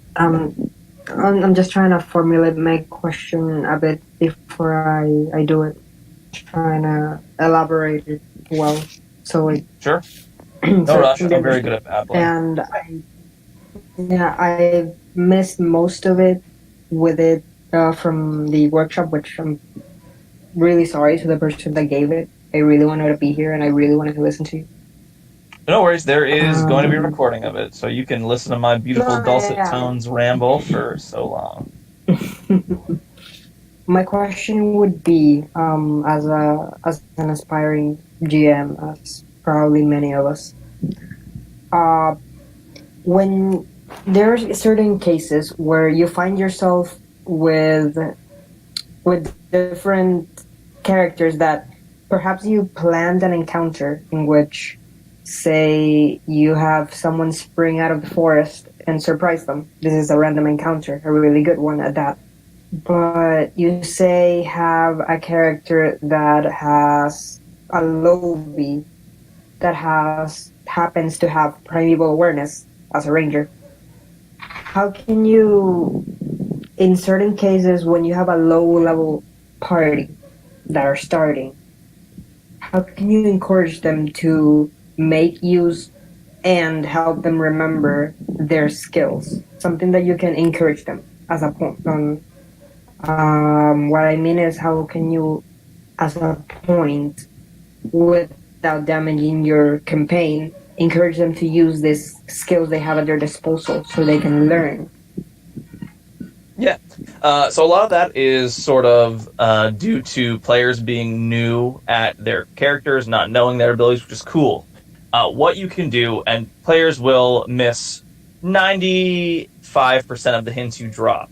However, if you know that this character hated enemy is goblins, and they don't know they're hunting goblins yet, but you keep dropping hints, small humanoid footprints, rumors of raids by small, I think they're orange skinned in actual orange and red skinned in D&D lore? I keep forgetting that. Everybody thinks goblins are green. They're not green. They're orange and red mostly. Yeah, they're tan. Yeah, they're tan boys. And what you can do is you can drop hints. You drop hints over and over and over. You can have NPCs be very wistful about, I wish I could sense an entire for miles and understand exactly what's going on around me at all times. And you can drop those hints as much as you want, and then if they continue to fail over and over and miss the hints over and over, you can very easily just say, I wonder, do you guys have any abilities you'd like to use at this point? Anything you guys like to engage about your character with the area at all? And then let them think about it even further. And then if they don't do it, don't give it to them until after the session's over, and let them be ambushed and understand, oh, we were tracing goblins this whole time, damn. That kind of thing. And I think basically just, dropping the hints is the biggest thing, and then having NPCs interact is step 2, and then you as a DM narrator interjecting and asking them if they'd like to use any abilities would be the 3rd step, and then 4th step would be telling them after the session's over.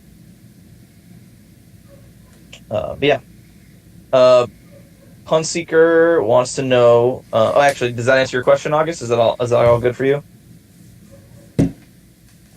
Punseeker asked his question. I think that will be it. Cool. Punseeker, I'm gonna hand you off to Crump. Crump, are you still here? Okay. Lyra wants to know about all the cool initiative stuff. I think you know the vampire bit a bit more than I do, and you can elaborate on how that system works and stuff. At this point, I'm going to have to head out. I hope you all enjoyed it, and it'll be available later on. Doriel is recording this. I believe you guys continue this stuff. Keep it up for as long as you guys can or want to. I think it'll be valuable for me to listen to it later on, too. Yeah. So, I will have to step away in about 10-15 minutes for work.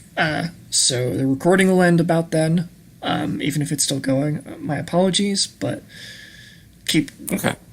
Feel free to keep going. That's actually as long as good you want. because I gotta head to work soon as well.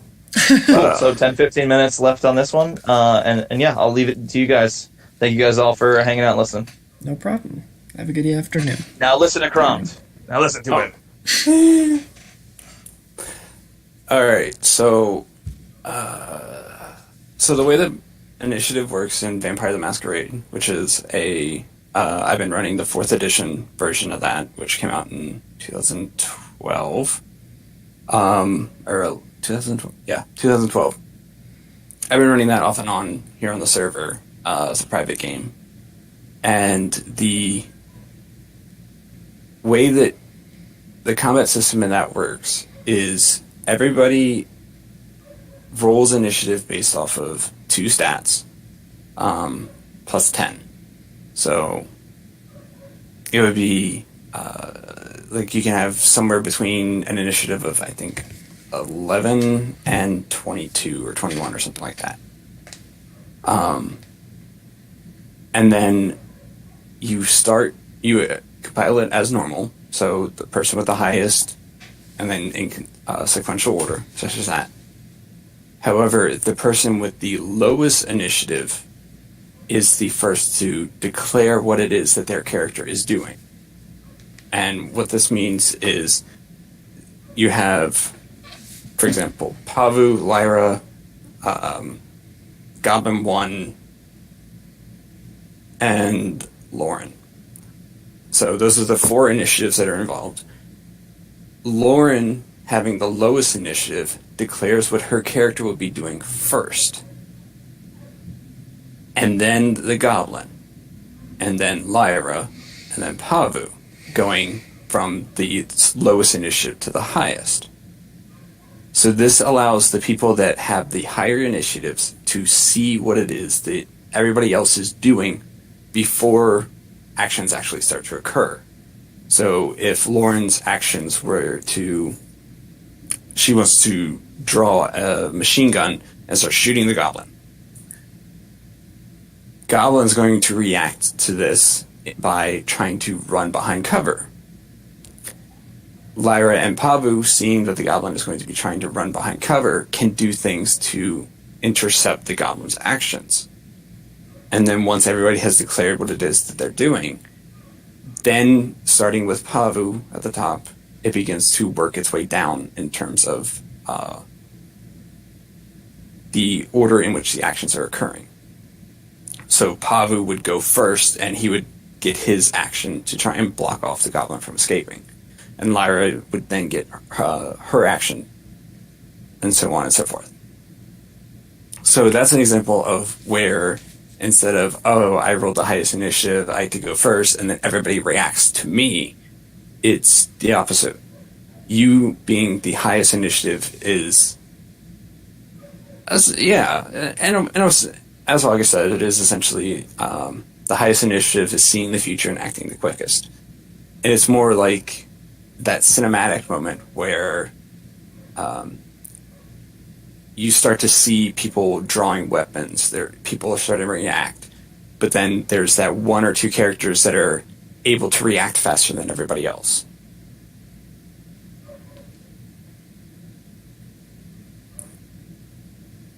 In a sense, as Punseeker says, like Robert Downey Jr., Sherlock Holmes. That is an example of it.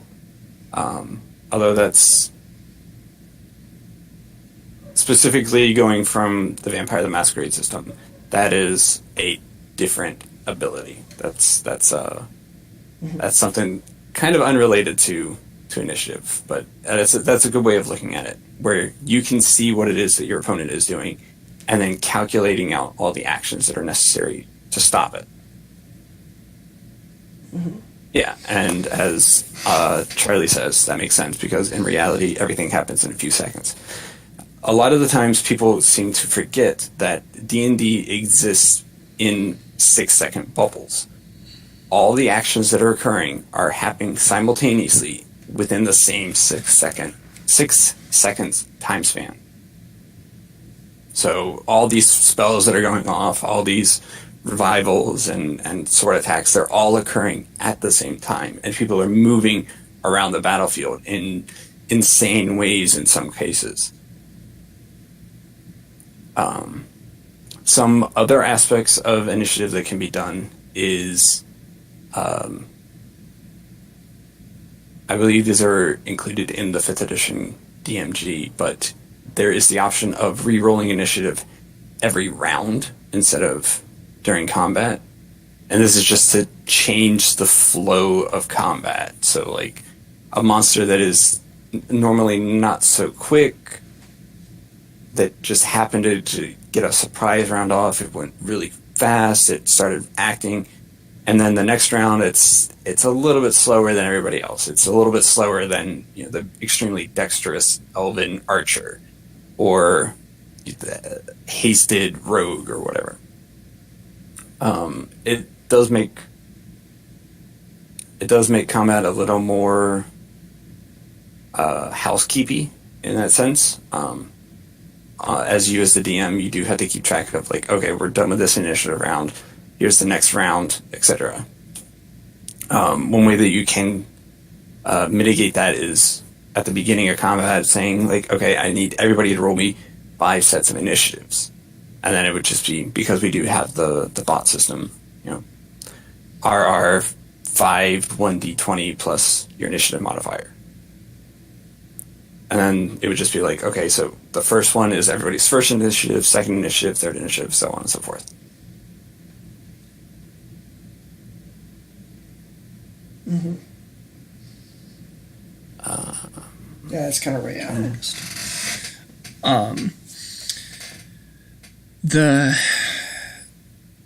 Any other examples of interesting or weird initiatives that? I know that there was one system where the monsters and the players' levels dictated where they were in the initiative order. And that was essentially so that if you had a much higher CR creature, something that was much more difficult and challenging, it was able to either act multiple times in combat, or it was able to reliably go ahead of everybody else. So you didn't have instances where the bard rolls really high and banishes the demon. Combat over. Yeah.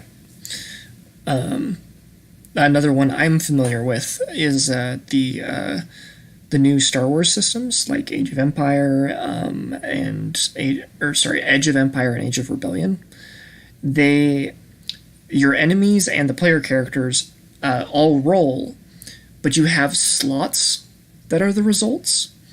So the DM can choose to put any creature in this round at the top of that at the top of their slots. So say there are 2 player characters and 3 monsters, and they're kind of all sandwiched between.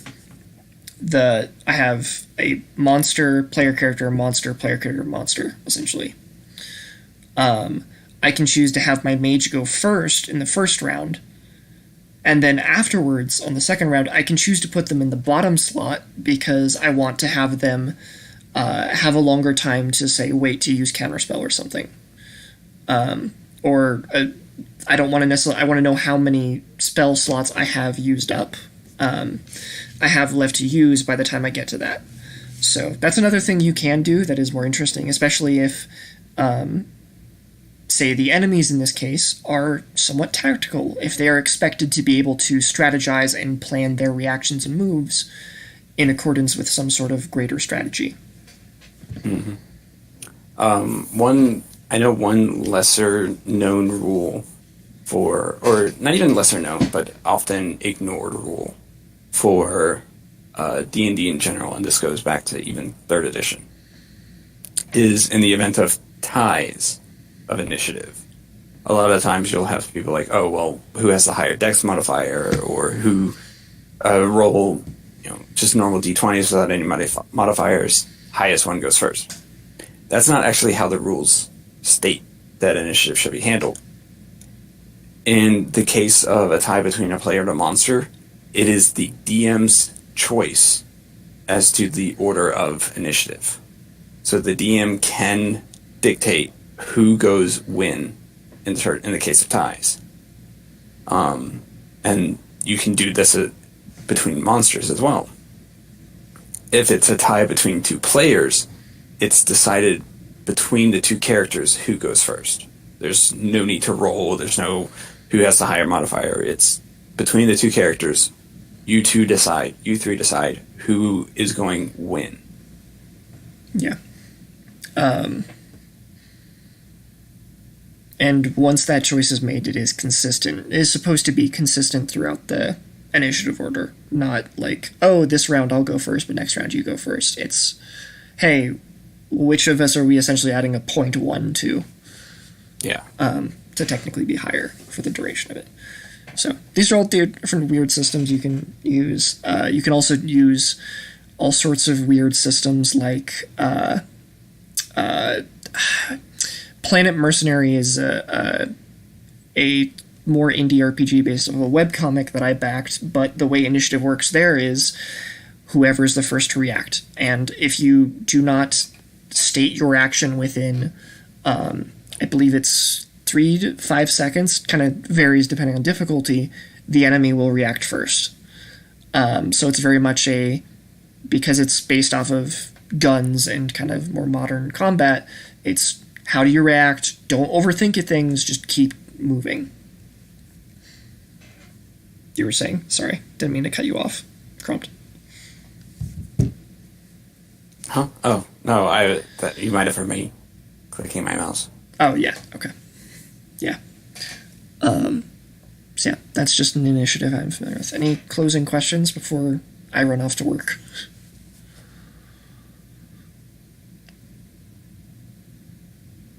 Which necessarily just means that initiative would end. Or sorry, the recording would end. Initiative does not have to end.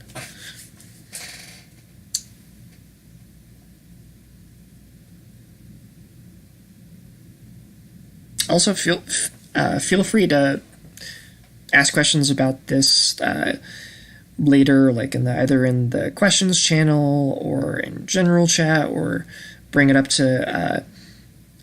at least for my part, I'm totally up for discussing this in PMs or in general just later as well. I find a lot of this super interesting and enjoy talking about the mechanics and stuff like that.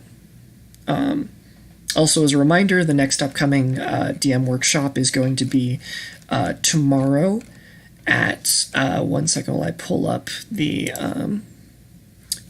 tomorrow at 2 p.m. CST. That's -5 GMT. You can do the conversion to your own time zone from Central Standard Time. But all right, if no one else has any questions, I guess that's going to be it. Thank you very much, everyone, for coming. I'll let you know when we put up the recording for those who missed some parts of it. And thank you very much to Crompt and Tad for hosting this and answering a lot of questions, giving a whole lot of information. It's very much appreciated. All right. Have a good evening, everyone. Recording will end in 1, 2,